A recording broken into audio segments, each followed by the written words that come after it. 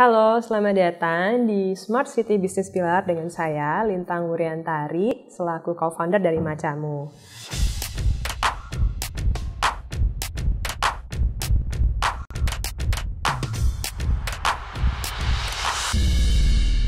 Macamu didirikan di 2013 sebagai bisnis outlet F&B yang menyajikan segala macam tentang matcha.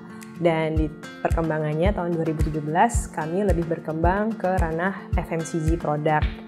Dan ketika 2017 itu kami juga mengikuti sebuah kompetisi yaitu Food Startup Indonesia dan menjadi juara pertama di episode pertamanya Food Startup Indonesia. Yang itu banyak membawa sekali perkembangan di bisnis Macamu. Jadi di sini saya akan menjelaskan tentang business pillars mulai dari monetisasi, business plan sampai business viability-nya untuk membangun dan mengembangkan bisnis sampai ke jangka panjang yang akan banyak berkaca dari bagaimana Macamu dibesarkan. Enjoy the show. Tahapan selanjutnya yang termasuk dalam monetisasi itu yang bagian dari kelanjutan dan guideline adalah membuat business plan yang sudah kita sebutkan sebelumnya. Nah, di business plan ini seperti yang sudah disampaikan penting untuk menentukan objektifnya apa, mau bikin berapa ratus juta, mau bikin berapa miliar setahun, mau naikin market share-nya berapa banyak. Dia juga mengandung tidak hanya perencanaan bisnisnya, tapi juga produknya, perencanaan marketing hingga ke finansialnya.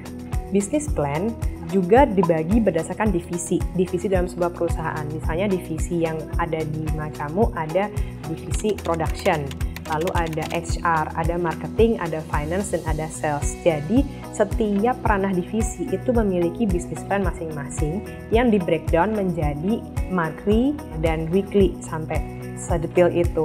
Karena kita perlu tahu nih secara planning supaya semua punya bahasa dan bahasan yang sama. Jangan sampai kayak kita udah berencana untuk launching produk di bulan April, terus ternyata marketingnya bilang, oh kita kan masih mau masuknya Juni, soalnya April masih Ramadan nanti ribet, ternyata production udah ngegerakin barang gitu.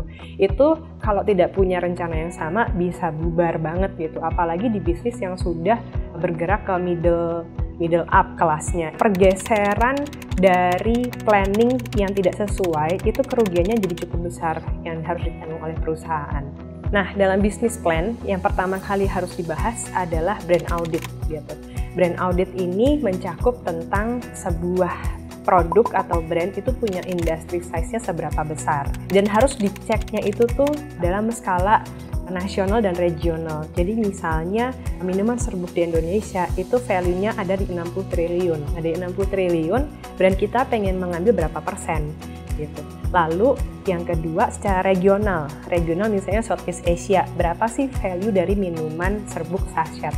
Dan Macamu akan naik ke skala regional untuk mengambil berapa persen dari situ. Dengan mengetahui industry size-nya, semua pihak itu tuh juga punya motivasi untuk men-challenge, ya kita akan menuju to the next 10%, to the next 20%. Itu harus jadi tujuannya bersama untuk menjadi besar bersama. Karena bagaimanapun dari tahapan perusahaan sangat kecil pun selalu aiming to be giant gitu. Apapun dari tahapannya itu selalulah aiming to be giant. Terus kompetitor landscape, dalam industri size yang sebesar itu, kompetitor utamanya siapa aja gitu. Kompetitor yang terbesar siapa aja, mereka sudah berapa lama di pasaran, besarnya pasar mereka berapa miliar, berapa triliun, segmen mereka di mana, dan mereka sedang melakukan campaign apa aja selama setahun. Itu setiap brand harus melakukan kompetitor check. Jadi kita tahu di mana harus bertarung dengan mereka atau menghindari pertarungan. Jadi karena kita tahu nih mereka lagi di area let's say Jabodetabek, ya udah kalau gitu kalau nggak mau berperang perebutan pasar ya berarti kita akan menyingkir misalnya ke arah Bandung atau ke arah Tasikmalaya gitu. Atau kalau misalnya ternyata kita memang mau berperang dengan mereka di Jabodetabek, strategi apa yang tidak mereka pakai sehingga kita pakai untuk bisa merebut pasarnya mereka. Seperti itu sih kepentingannya mengecek kompetitor. Setelah kita cek kompetitor landscape, maka ada nih sebuah tahapan yang harus dilakukan sebagai brand audit. Ternyata nih untuk kita melakukan brand audit tahun 2021 produknya tuh udah pernah jualan di 2020. Maka auditnya harus jalan juga gitu.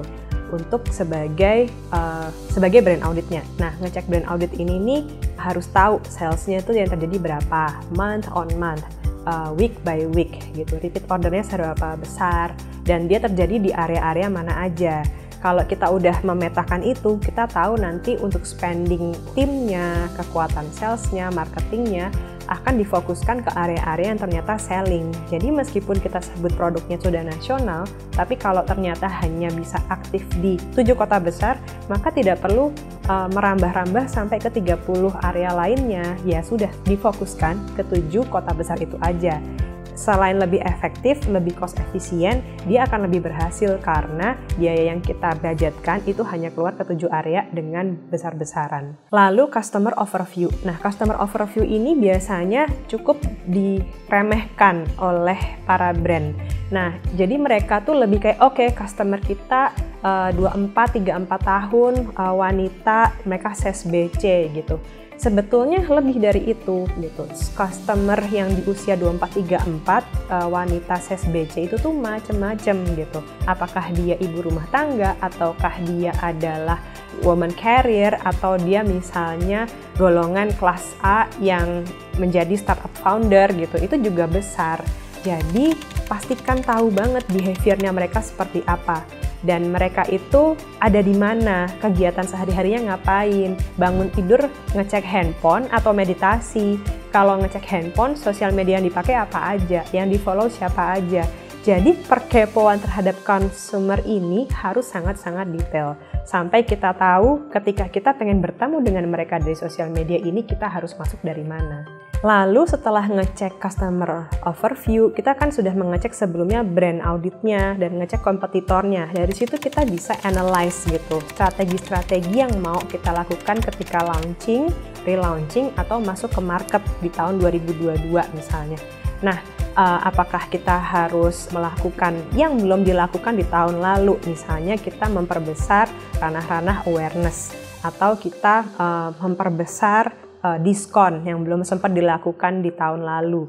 Jadi marketing strateginya, sales strateginya harus lebih jitu daripada yang tahun lalu.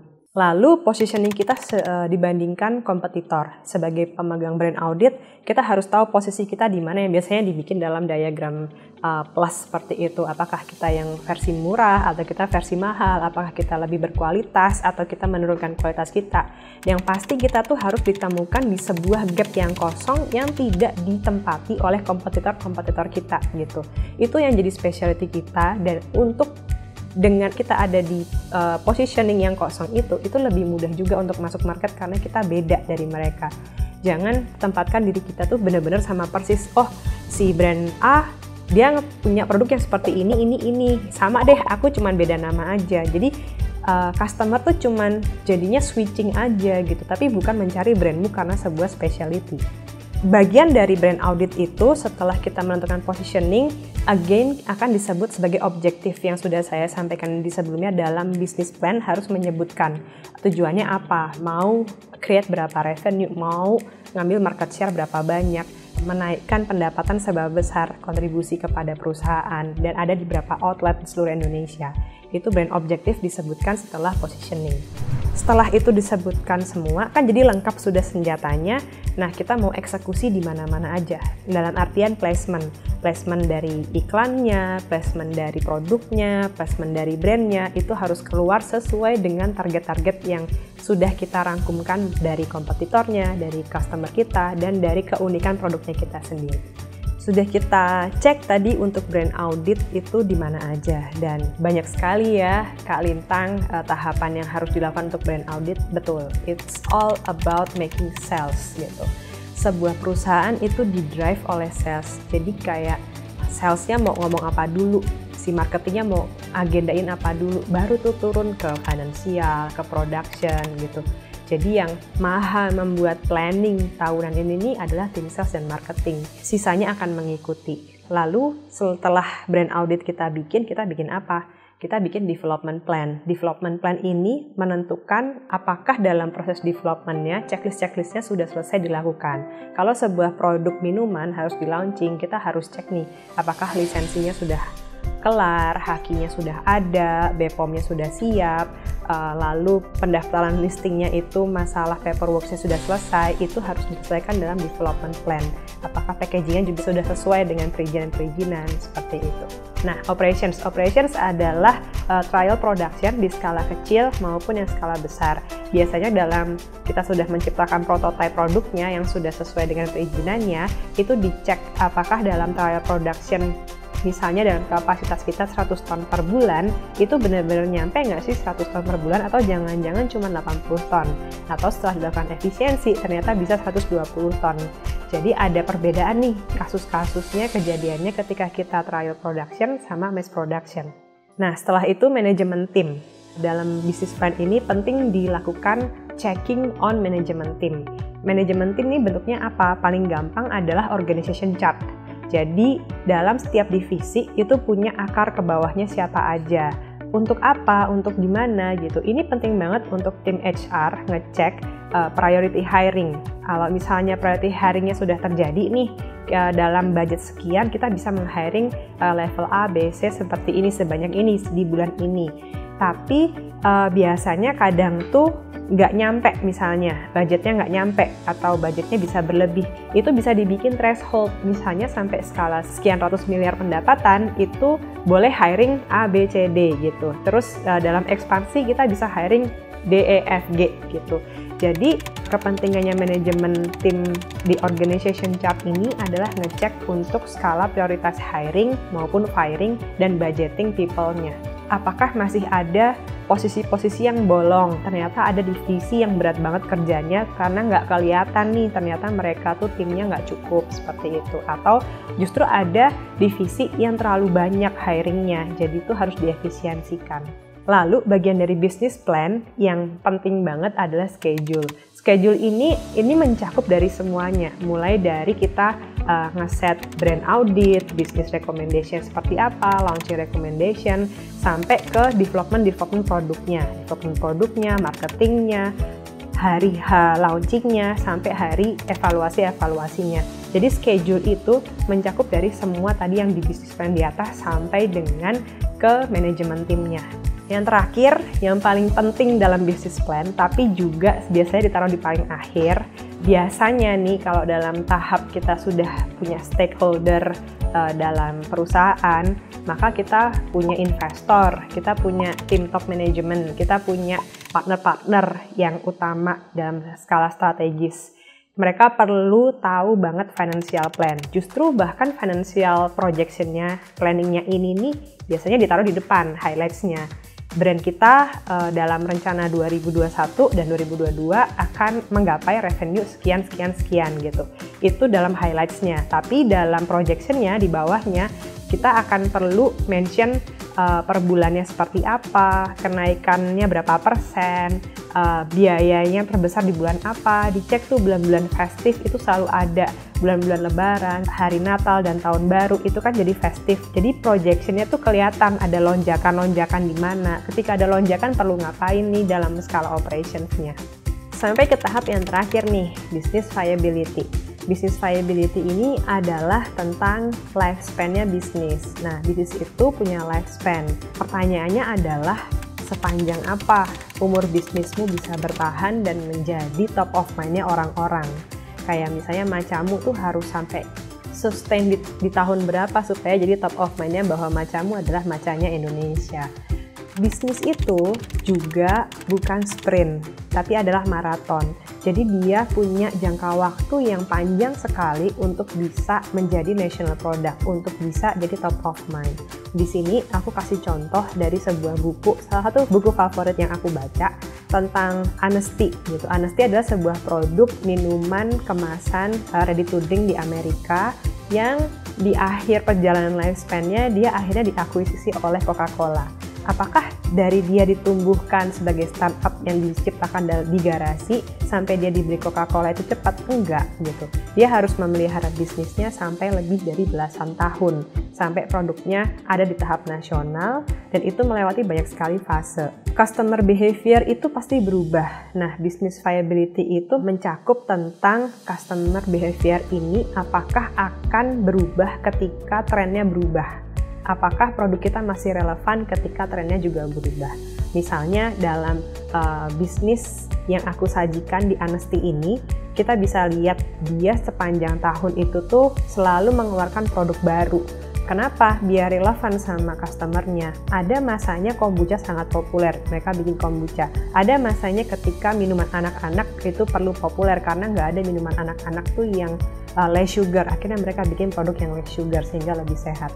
Jadi itu adalah bagian dari mereka menjadi sustain dan top of mind dari minuman ready to drink yang sehat di Amerika. Lalu kita bisa lihat juga nih tahapan bisnis yang terjadi di Honesty. Dalam tahap 12-15 tahun hingga mereka dibeli oleh Coca-Cola, mereka tuh melewati namanya startup phase gitu. Jadi benar-benar untuk bisa mencapai $1 juta sales mereka tuh butuh sekitar 2-3 tahun. Bahkan fasilitasnya masih nebeng gitu. Habis itu ada tahap yang cukup panjang, kita sebut dalam growing pains gitu. Benar-benar namanya growing pains karena itu memang terjadi sangat-sangat pendakian yang sulit gitu. Produkmu belum terkenal, operationnya tapi sudah mulai besar, dan kamu perlu mulai pemasaran, kamu mulai membesarkan sayap-sayap untuk ada di setiap area untuk diketahui orang. Marketing menjadi kunci yang penting di situ. It's all about sales, nggak hanya mengenai bahwa bisnisnya itu, brandnya itu punya tujuan mulia, tapi nggak ada gunanya kalau salesnya nggak tercipta. Growing pains dilalui itu sekitar 6-8 tahun oleh Honesty, baru deh mereka memanen yang namanya brand emerging.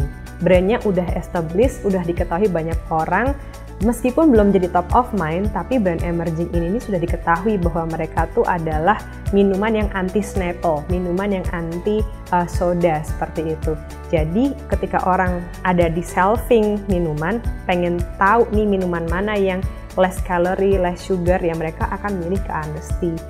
Brandnya sudah ter-establish dan di situ mereka lebih mulai mengekspansi bisnisnya tidak hanya dari segi marketing tapi juga dari value.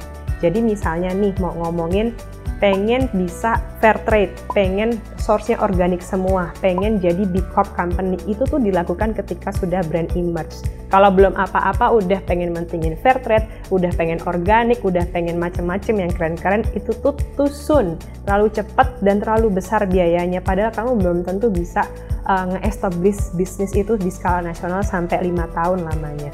Dan akhirnya setelah brand emerge, mereka diketahui dan diyakinkan untuk bisa besar bersama Coca-Cola. Dan meskipun value-nya Coca-Cola sama Honesty beda, Coca-Cola berjanji untuk tetap memelihara value-value dari Honesty. Maka sekarang Honesty sudah terjoin dalam Coca-Cola. Nah, nggak selalu sih bisnis tuh tujuannya untuk exit. Tapi juga akan dimiliki oleh para foundernya dalam jangka waktu yang lama. Benar-benar value itu harus dipegang dari awal sampai akhir, itu tidak berubah. Dari awal Honesty pengen jualan teh yang nggak kebanyakan gula, sampai akhir hayatnya pun sampai sekarang Honesty adalah obrolan tentang teh yang tidak banyak gulanya, begitu. Di sini Smart City berperan penting dalam menciptakan ekosistem dalam berkembang, tumbuh kembangnya sebuah bisnis. Smart ecosystem itu tuh terdiri dari 6. Smart governance, smart economy, smart people, smart mobility, smart environment, dan smart living. Nah, di sini smart city itu tuh saling bersinergi antara the people and the ekosistemnya untuk menciptakan kondisi yang kondusif untuk si business owner itu. Tidak hanya untuk business owner, tapi juga semua komponen dan stakeholder yang melekat di sekitarnya. Antara lain the people, the environment, and the authority. Oke, jadi sekian sih dari pilar bisnis yang bisa aku ceritain dengan basis Macamu. Sebagai kesimpulan, kita bisa tahu bahwa bisnis itu kita pecah jadi 3. Pertama, monetisasi. Monetisasi adalah leveraging aset untuk bisa membentuk revenue model. Nah, yang kedua adalah business plan. Business plan itu adalah untuk menemukan objektifnya dari bisnis tersebut, structuring top to down, sama business execution-nya. Yang ketiga adalah business viability. Business viability ini adalah ngobrolin tentang business lifespan dan bagaimana bisnis ini bisa sustain serta tetap relevan dalam jangka waktu yang panjang. Jadi, bagaimana nih supaya kita bisa create excellent business? Excellent business itu kan macam-macam ya kategorinya. Itu betul-betul tergantung dari Anda, dari kita mendesainnya dari awal. Itu bukan hanya soal eksekusinya di lapangan seperti apa, tapi designing ini itu sebetulnya 60% dari kesuksesan bisnisnya. Jadi, menyelaraskan desain bisnis dan mengintegrasikannya dengan cantik ke Smart City akan membawa bisnis kita one step ahead menuju bisnis yang lebih sustainable dan cemerlang. Sekian dari aku, terima kasih.